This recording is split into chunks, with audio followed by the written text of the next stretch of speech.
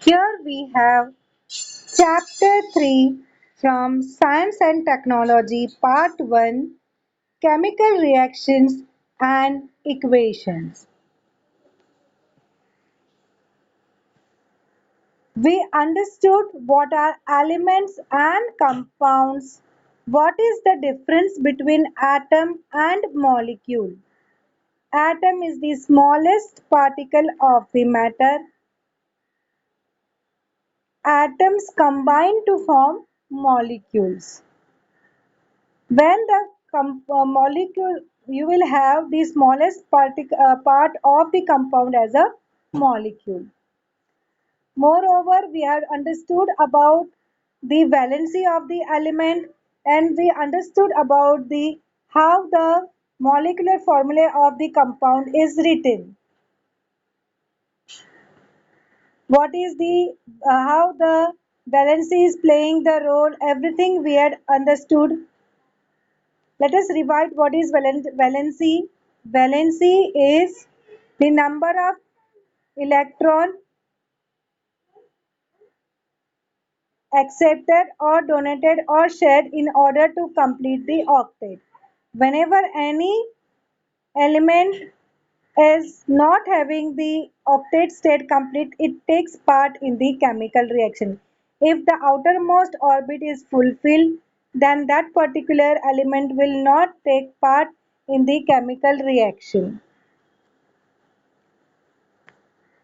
Some of the scientists in 18th and the 19th century, they carried out some fundamental experiment, and they have proved that from their experiment that during the chemical reaction composition of matter changes and that change remains permanent.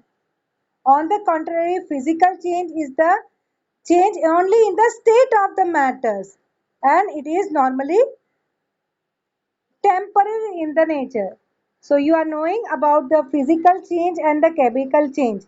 In your textbook page number 30, there are some phenomena given, and you have to decide whether the given things are physical change or chemical change. Remember, in the chemical change, those who are having complete orbit will not take part. Okay, if we see the formation of NaCl, the compound, the one electron of sodium is donated to chlorine, and hence the formation of sodium chloride takes place. Now here we have the phenomena, and you have to tick mark whether it is physical change or chemical change. Don't see here on the screen. I made a mistake purposely somewhere so that you don't just blindly copy. Let us understand the first one. Transformation of ice into the water. Physical change or chemical change? It's a physical change. Second one, cooking of food. Cooking of food is chemical change. For example, from the all-purpose flour, that is maida, I can make cake, but from cake I cannot get the all-purpose flour.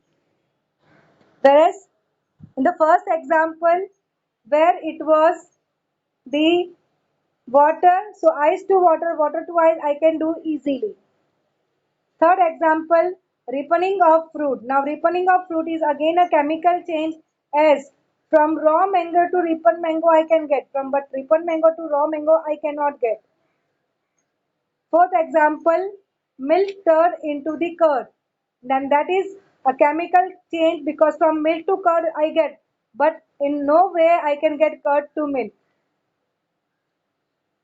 Fifth one, evaporation of water. Evaporation of water, which is the, you can say, conversion from water to water at room temperature, at any temperature you can say. So that's a physical change, right? We are getting rain after the evaporation. The clouds are formed and cloud gives us rain back. So it's a physical change. It is reversible. Normally the physical changes are maximum. I don't say always, but maximum physical changes are reversible. Next, digestion of food into the stomach. Cake खाया, cake digest हो गया, वापस cake मिल सकता है? No way. So it's a chemical change. Now, size reduction of naphtha when exposed to the air. Children, this is physical change. It is not chemical change, it's a physical change. So, reduction of naphthaball is a physical change. As it's a supplementary substance, so if you cover it with the funnel, you can get it back. Eighth one, the staining of Shahabadi or a Kadapa tile by a lemon juice. Now that is a chemical change. Next one, the breaking of glass object, breaking of the glass object when falling down from a height. Now that is breaking of glass. It's a physical change, right? You can collect the glass, you can heat it, you can melt it. If you have a mold, you can keep back into it, and you can get the glass particular object again. So that's a physical change. So I hope the you are able to identify the physical change and the chemical change. Now, children, we have some activities.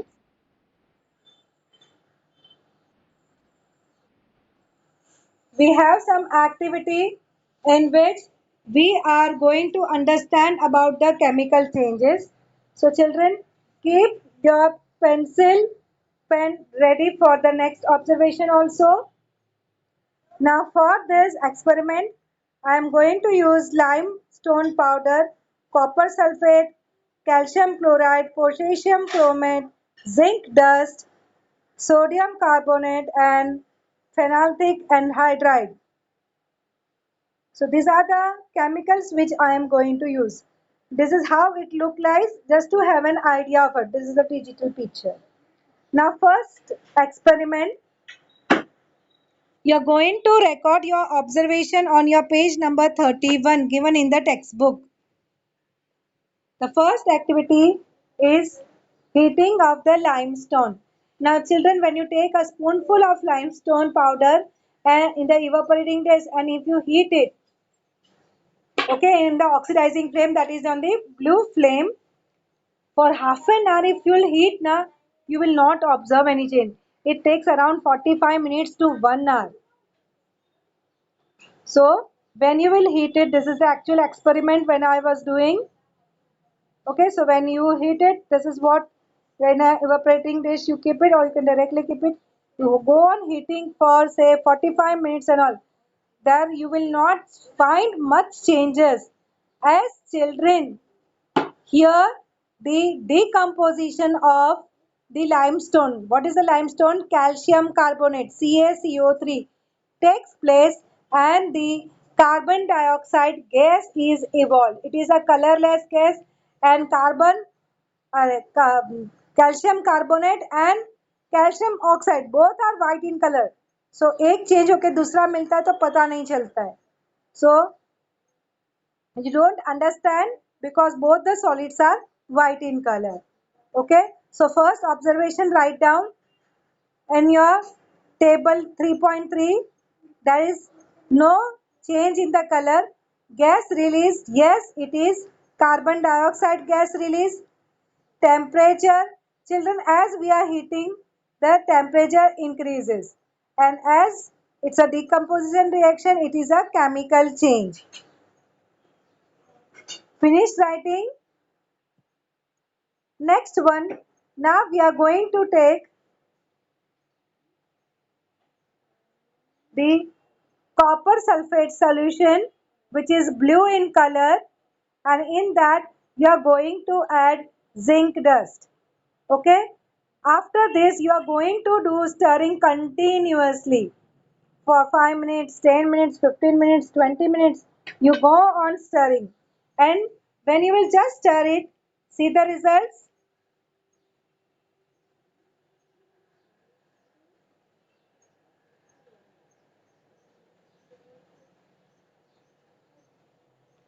This is when you are taking actually in the lab. Okay, blue can, and here you have the zinc dust kept, and now with the help of the glass rod we are stirring. You observe this. What is observed? It is the bottom of the beaker. I have taken a close picture so that you can see Can you see that brown color particles? Those brown color particles are nothing but the copper. So what happens is the copper is settling down. So actually from the copper sulfate solution, copper is removed. It is getting displaced and the upper solution is colorless. So what is the change observed? Write down in the second activity observation. So here we get the copper at the bottom. Now you can see here further completely it is settled here. Let us come to the next experiment where we are going to take the barium sulfate and potassium chromate. So barium sulfate is added into the potassium chromate solution. So let us observe that. So this colorless you have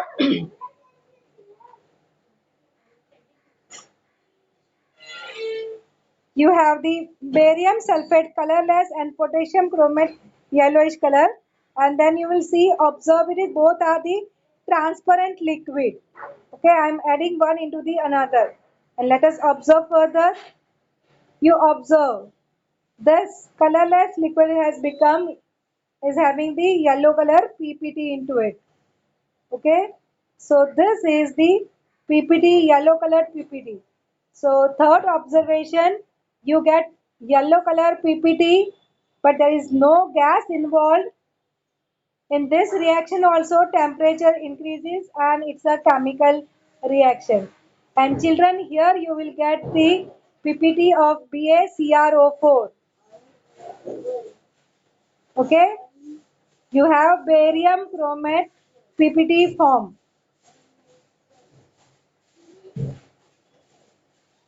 Next, you have the calcium chloride and the sodium carbonate. So this is calcium chloride, and here you have the sodium carbonate.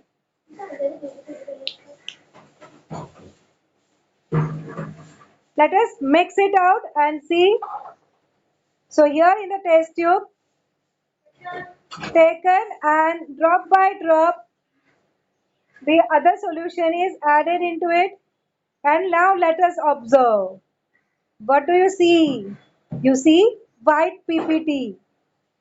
So observation, white PPT, but there is no gas released. The temperature here also increases. Here you will get the white PPT of calcium carbonate, CaCO3. So it's a chemical change. Clear? This is the fourth experiment. Now the last one, fifth one.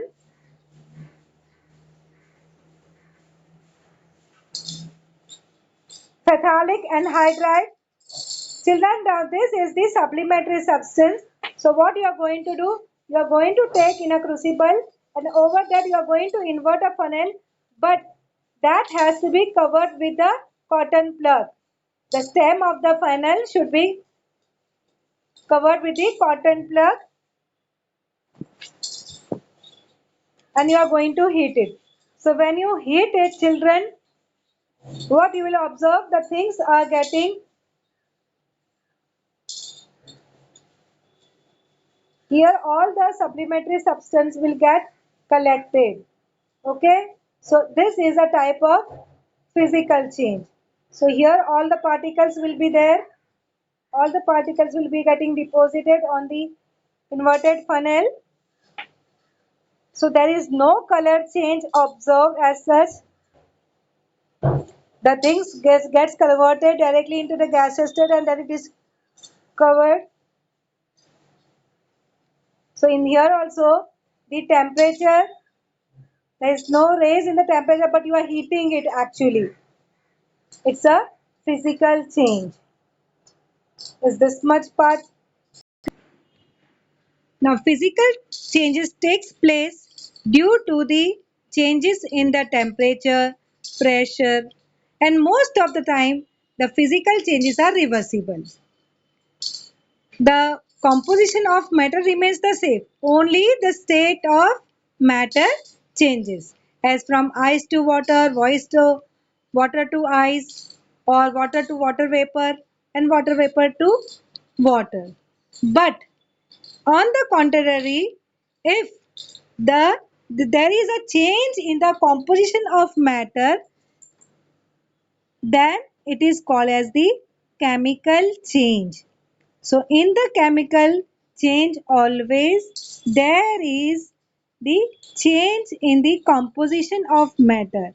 Now the chemical reaction is a process in which substance undergo breaking down of or the making of the new bonds. So transformation of the things takes place. The substance taking part in the chemical reactions are called as the reactant, and the substance which are formed as a result of the chemical reactions are called as the product. So in the given example, here we have the reactant as carbon and oxygen, and product is carbon dioxide. So here we have two reactant and one product. A chemical reaction can be written in the form of the using the symbol also or using the words also. Now we had taken the example of the zinc dust and the copper sulfate, and we had written that CuSO4 plus Zn gives you ZnSO4 plus Cu. Right? Now I can write this in word as aqueous solution of copper sulfate plus zinc dust gives aqueous solution of zinc sulfate and copper. Remember children, chemical reaction written in a condensed form using the chemical formula. So we use the symbols and the chemical formula of compound to show the equation in short. Here children, ionic bond in the reactant, that is CuSO4 breaks, and the ionic bond in the product ZnSO4 is formed. So here breaking takes place and here new formation takes place. So using the equation CuSO4, the breaking takes place and here the new forms. So this ionic bond, one gets break and another is formed.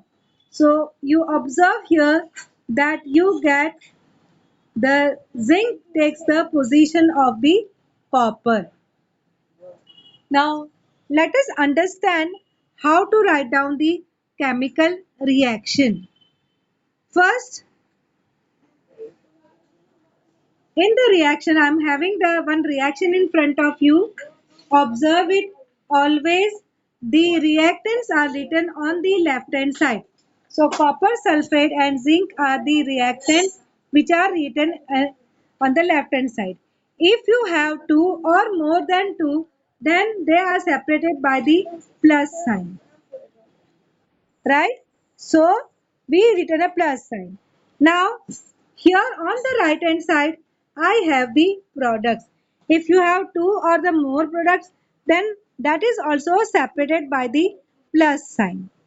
Now in the center, children, you observe this arrow mark. This arrow mark is this to distinguish between the reactant and product. So left hand side of this arrow shows the reactant and the right hand side shows the product part. Now here the word aqueous is written. Here the word solid S is written. Now this aqueous means it is in the liquid state. So you have taken copper sulfate solid and you added water into it, and you have taken this solution of copper sulfate. So when we are taking the solution part, we write AQ, which means aqueous. Here you observe S is written, which shows that the zinc is in the solid form. We have taken the zinc dust. So that is in a solid form. So we use normally G for gas, L for liquid and S for solid. All these states are written in the bracket. In the exam, whenever any chemical reaction is asked, in the top cases, we see whether the child has written the state of the chemical or not. For the normal students, they give full marks even though the state is not written. But when it comes to top cases, means the child is getting 39 or 40 marks, then if they have not written all these things, that is the state of matter, they complete full 1 mark. So please see to it that you write all the things properly. Moreover, children, if some conditions are necessary, like for example, if you want to heat, if you want to give the pressure, or you want to use any catalyst, then all those conditions are written above the arrow. So I'll just show that. For example, if you wanted to make the vegetable vanaspati ghee, I hope you know about the dalda. Dalda is vanaspati ghee. If from the vegetable oil, if you want to get the vanaspati ghee, you need hydrogen gas, which is used at the temperature of 60 degrees Celsius. And moreover, this reaction takes place in the presence of the nickel catalyst. So all those things, the other condition that 60-degree temperature is required, nickel catalyst is required, is indicated above and below the arrow. Here we write the reactant, here we write the product, and in between, wherever the arrow is there, there we the other condition we write. So we write the equation of the production of vanaspati ghee as vegetable oil plus vegetable oil is in the liquid cell plus H2, which is in gaseous form,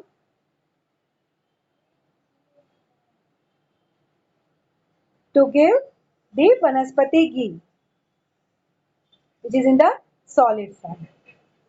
Okay, so here we have the copper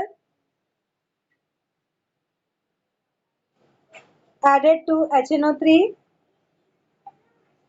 No, this is the copper sulfate solution, and the zinc dust.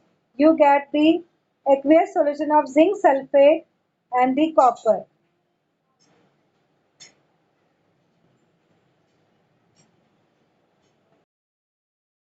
Don't forget to write down G, L and S as per the case. S for the solid, L for the liquid and G for the gas.